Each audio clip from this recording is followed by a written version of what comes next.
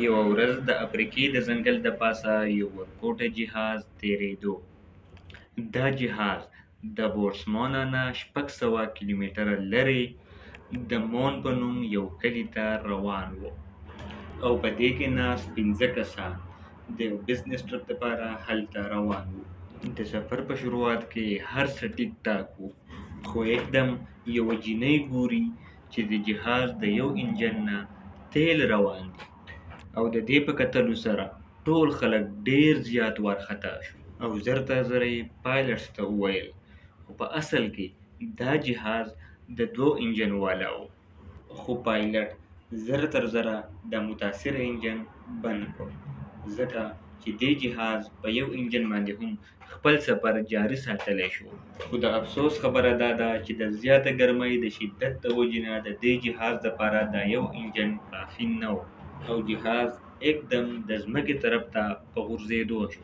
اوس د دې جهاز لاندې غورځېدل انتهایي خطرناک و. که په دې جهاز کې ناست مسافر د جهاز د کریش کېدو په دوران کې بچ هم شي، نو دا بچ کېدل هم د دوی لپاره انتهایي خطرناک دي، ځکه چې په دې ځنګل کې داسې خطرناک قسم کې ځناور موجود دي چې دا ځناور به د دې خلکو نه خپل خوراک جوړ کړي، او ډیر په بې دردۍ سره به یې ووژني. د پایلټ د ډیرو کوششونو نه پس هم دا جهاز لاندې په صحرا کې وغورځېدو او کریش شو. خوش قسمتي دا وه چې په دې کریش لینډ کې څوک هم مړه شوي نه وو، د چا جان ته هم څه نقصان رسېدلی نه و، خو صرف 2 کسان په دې کې ډیر زیات زخمیان وو چې هغه زر تر زره هسپتال ته رسول پکار وو، ځکه چې د هغوی حالت ډیر زیات نازک و.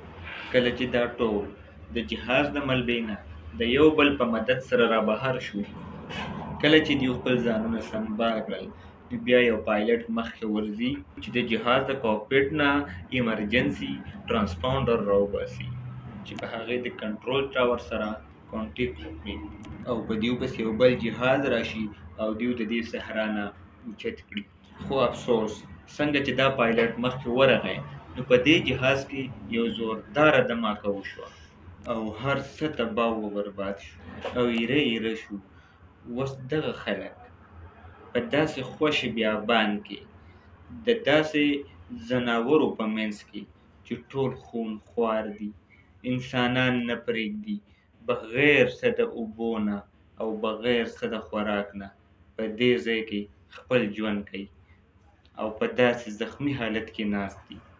نه خو دغلته کې د ریسکیو ټیم ورتلی شي، او نه دیو چا سره کانټیکټ کولی شي، ځکه چې دا یوه ډیره غټه صحرا ده. جهاز خو تباه و برباد شو، هیره هیره شو.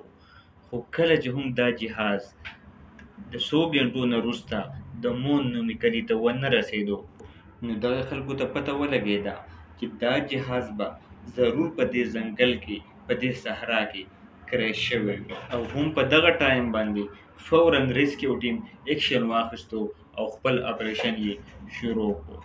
په کتلو کې ورځ تېره شوه او شپه راغله، تیاره شوه، خو د دې خلکو هیڅ نوم نشان پیدا نه شو، ځکه چې د افریقې دغه صحرا دغه ځنګل ډیر زیات غټ دی، او دا صحرا دومره غټه او وسیع ده چې دا کم از کم په 9,00,000 سکویر کیلومتر کې پرته ده.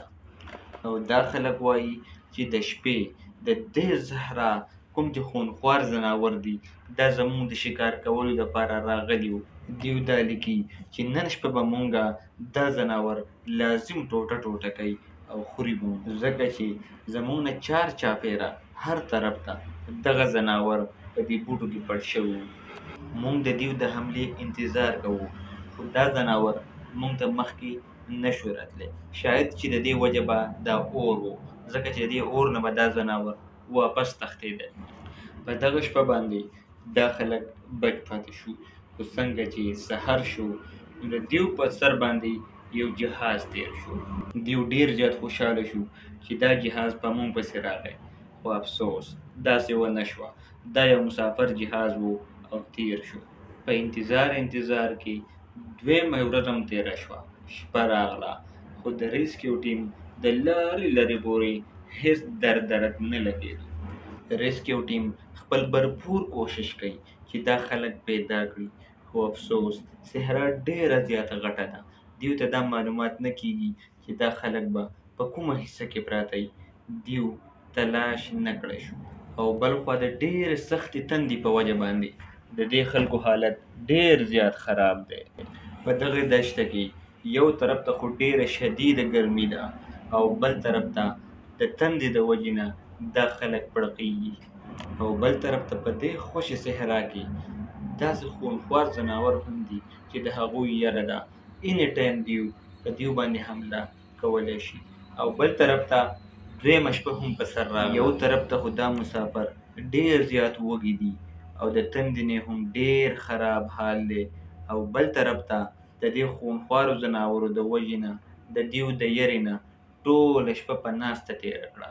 خیر په یره ترهه کې په دیو دویمه شپه هم تېره شوه. بل سهار شو او دغه خلک د تندې د وجې نه په پاڼو باندې پرخه ګوري او د دغې د څکلو کوشش کوي چې خپله تنده په څه نه څه طریقه باندې ماته کړي، ځکه چې د تندې نه باقي نور مرګ دی. خو د نور په راختلو سره دغه پرخه هم ختمه شوه او دې خلکو ته د اوبو ډېر زیات سخت ضرورت دی. خو د ډېر لرې لرې پورې دلته د اوبو هیڅ درک نه لګي، ځکه چې دا ډېر غټ صحرا دی. د کریش یعنې د جهاز د راغورځېدو په درېیمه ورځ باندې دواړه پایلټس یوه فیصله کوي چې موږ د سفر کوشش کوو. بالکل د انډیز ماونټین د واقعې په شانتې ډېره زیاته اهم وه، خو دې سره سره په دې سفر کې ډېره زیاته خطره هم وه، ځکه چې هر طرف ته خونخوار ځناور موجود و. په دې صحرا کې هر طرف ته زمري، شرمخان، لیوان، هاتیان، ځنګلي سپي او داسې نور ډېر قسم ځناور، خطرناک ځناور موجود وو. خو د دې هر څه باوجود، د دې ځناورو باوجود هم دې دواړو پایلټس د سفر کولو کوشش وکړي. خطره ډېره زیاته وه، خو د دې صحرا نه د وتلو هم صرف دغه یوه لاره وه. یو طرف ته د خوراک د نشوالي په وجه باندې په دیو کې انرژي نه وه او بل طرف ته د تندې په وجه باندې د دې خلکو حالت ډېر زیات خراب و. او بل طرف ته د دې صحرا ګرمي هم ډېره زیاته وه، د برداشت نه وه. خو بیا هم دا دواړه پایلټس همت کوي او د سفر فیصله کوي. اوس په دیو باندې یوه ورځ تېره شوه، داسې مزل کوي روان دي. دویمه ورځ پرې هم تېره شوه، مزل نه ختمېږي، همداسې شپه کېږي او ورځ کېږي، شپه کېږي او ورځ کېږي. دیو د لرې لرې پورې ګوري، خو د انسانانو ورته هېڅ اثر هم په نظر نه راځي. او بل خوا چې ګوري ډېره زیاته ګرمي ده، حالات یې خراب شو، ارام وکړي، څملي پاسي. خو د دیو د ټولو نه غټه خوشقسمتي دا هم وه چې د دې ځناورو په دې جهنم کې تر اوسه پورې دیو محفوظ پاتې شوي وو. او د دومره سختې ګرمۍ باوجود هم دیو مزل کوي، روان دي. اخر ورته په لاره د اوبو یو لښتی میلاو شي. خو چې دیو ګوره لښتي ته ورنږدې شي چې وګوري، نو داسې یو وهم و، خپکي دي، هغه تشه خاوره وي، اوبه پکې نه وي، بس تش وهم و. کله چې دیو د تندې نه ډېر زیات خراب شو او خپل مر ورته ښکاره شو، نو دیو د تندې نه د بچ کېدلو دپاره څه وکړه؟ ډېر یو عجیبه کار یې وکړ. د هاتي بول یعنې د هاتي تشې متیازې هغه یې د اوبو په ځای استعمال کړي او ویې څښلې. دغه متیازې څښل آسان کار بیخي نه و، خو دیو غوښتل چې موږ ژوندي پاتې شو، د خپل کور ته لاړ شو، د خپلې فیملي سره میلاو شو. او بل خوا ته چې د کریش په ځای کې کوم خلک پاتې وو، هغوی هم بالکل حالت خراب و او د تندې نه مړه کېدل. نو هغوی داسې کار وکړو، د ډېرې غټې مجبورۍ نه خپل بول یې د اوبو په ځای وڅښل. دا آسان کار بیخي نه و، خو د یوې ډېرې غټې مجبورۍ په وجه باندې دیو دا کار وکړو او د دې په څښلو باندې وجود ته جراثیم داخل شو. او بل طرف ته دغه دواړه پایلټس ډېر زیات ستړي شوي وو، دومره ستړي شوي وو چې بس دیو نور نشو ګرځېدلی. خو په څه نه څه طریقې سره د یو بل مدد کوو او روان، او دا امید لرو چې کله به هم خپل منزل ته ورسي او خپل ځان او خپل ملګري به د دې ځنګل د دې صحرا نه وباسي او بل طرف ته د کریش سایډ ته چې کوم مسافر پراته وو، کوم خلک پراته وو، د هغوی حالات د ډېرې ګرمۍ د وجې نه دومره خراب شو چې د هغوی زخمونو چینجي وکړل او خپل مرګ ورته بیخي ښکارېدو د نږدې نه. دې خلکو دا سوچ کوو چې اوسه پورې به هغه دواړه پایلټس هم مړه شوي وي کوم چې د امداد په تکل باندې بهر وتي. د کریش په 5مه ورځ باندې دا دواړه پایلټس روان دي خپل مزل جاري ساتي، خو په آخره کې هم دیو د لرې نه یو کور وکتو، یو کور ورته په نظر راغی. د ډېر ټیم پورې خو د دیو په خپلو سترګو یقین هم نه راتلو، ځکه چې داسې مخکې هم د دیو سره ډېر شوي وو، ډېر څیزونه به یې ولیدل خو هغه به هغسې نه و، یو وهم به و. خو بیا هم چې کله ورنږدې شو او د نږدې نه یې هغه ځای وکتلو نو پوره یقین یې راغی چې واقعي دا خو یو کور دی.